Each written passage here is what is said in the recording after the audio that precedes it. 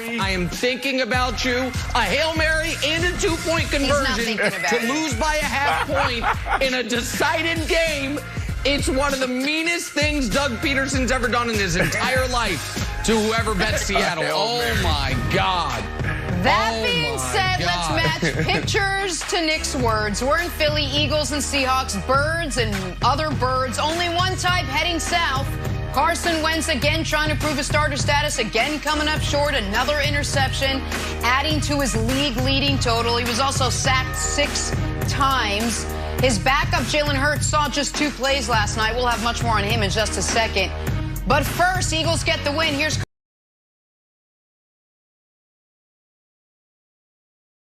Carson Wentz after last night's loss to Seattle. There's kind of been a lot of talk and speculation, about you possibly getting benched or something like that. I mean, does that weigh on you at all? Do you think about that at all? And did that occur during the game? Any of that come up?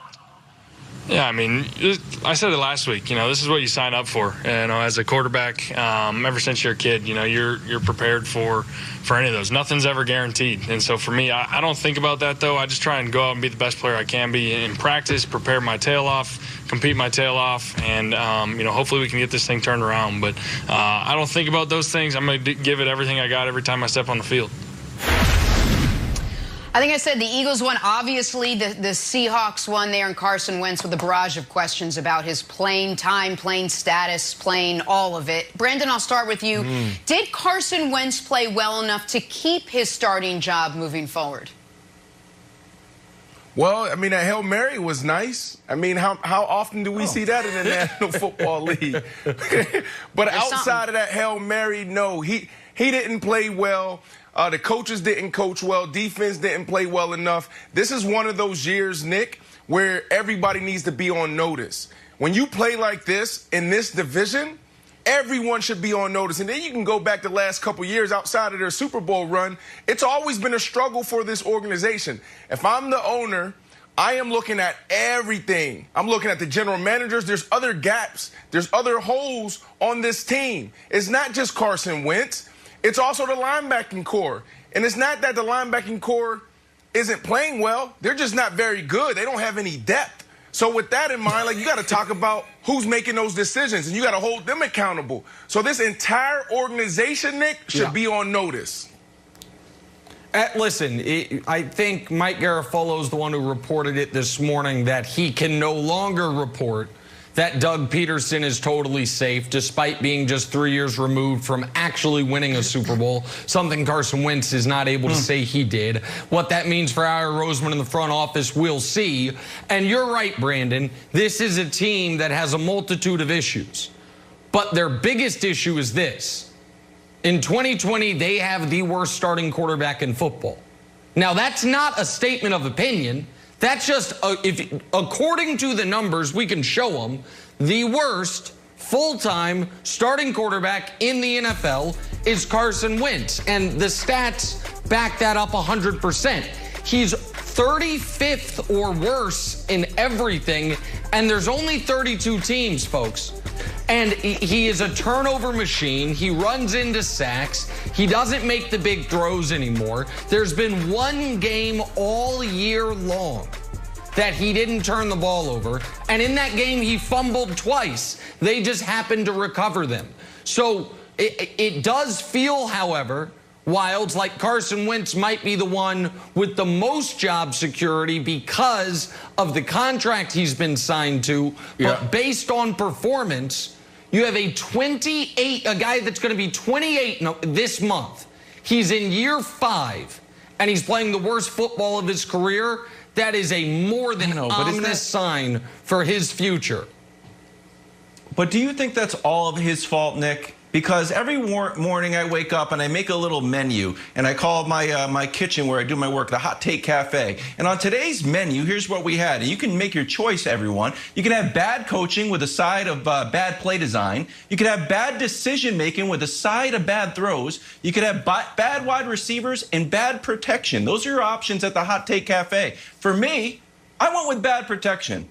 I went with the 6 sacks were not his fault. The league-leading 46 sacks, Also not his fault. He also had some throwaways there. And I was watching the game last night, Nick, and I was like, ooh, the one when he was chased out of the pocket, and to avoid an intentional grounding, he threw it to the first down, even though he came up short. I was like, whoa, that's a good play. That's a quarterback you can build around. I'm like, what is happening? I'm calling a throw to save an intentional grounding a good play. And you could say, like, don't put it all on the offensive line. But Louis Riddick mentioned it last night when they went to the Super Bowl.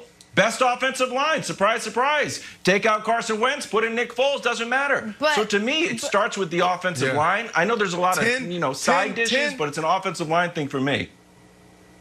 100%. Wow, 10 different lineups.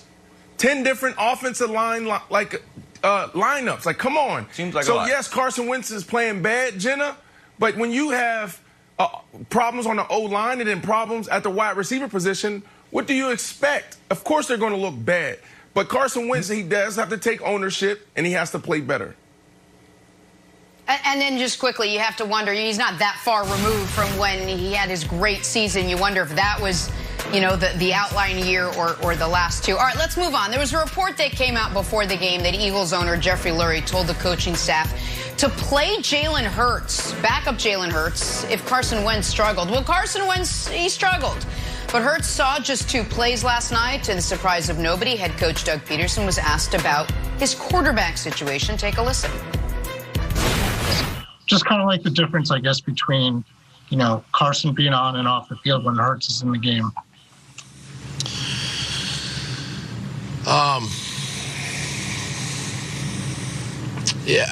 Listen, when Jalen's been on the field with Carson, defenses have been playing it a certain way. And as we have evaluated, those two together, putting Jalen on the field by himself, presents a little bit different picture for the defense. So that's why we did it. That's why we did it tonight. But I think we can still get some mileage out of using both quarterbacks, and then also Jalen as the quarterback, by himself. I got 2 issues. Number 1, that was a 3-second delay between when the question was finished being asked and when he answered it. It was like the weight of the world as a sigh. And number 2, he didn't exactly answer the question. But Brandon, what do you think about the way Doug Peterson used those 2 quarterbacks last night? Well, first of all, the way he's handling these press conferences, we need to address that first. Like, come on, man, you're a pro. You're the head coach of in the National Football League. You won a Super Bowl, and you did it with style points and in fashion. Like, bro, understand how to address the media. You know those questions are coming. You know that. You're prepped before you go up there. You know what they're going to ask you. Just stand up there like a man and answer the question. That's first and foremost. I'm tired of seeing Doug Peterson sit up there and not answer questions or feel like, oh, my goodness, why are they asking me these questions? They're asking the questions because you got 33 on the other side. When we sit down and we scheme and we game plan, we're like, oh, this guy's going to be marked red because he is an all-pro type player. You have a guy marked in purple. This guy is a Pro Bowl player. Then you got a guy that may be marked in yellow, like this is just a guy. And then there's another color, maybe it's black, and it's like he shouldn't be in the National Football League. So we're looking at this guy in red. How does he have 2 sacks? Why don't we have a game plan for him? So first and foremost, it should start with Doug Peterson. But the game plan last night, to answer your question with these 2 quarterbacks, like you can't straddle the fence. It's either you're going to bench the guy or you're going to play, your backup. So when you have a franchise quarterback in the face of your franchise, you don't play around with it. So it seems like this organization doesn't know where to go because, Nick, this contract is hard to get out of. So if you move forward, then you're really going to take on a lot of debt, and that's an issue. Brandon, they know where to go. They just can't go there. They know the road to go down, but it's closed to them because they gave Carson Wentz a premature contract extension. You want Carson Wentz off the team? $60 million of dead cap next year. You want him off the team in 2022?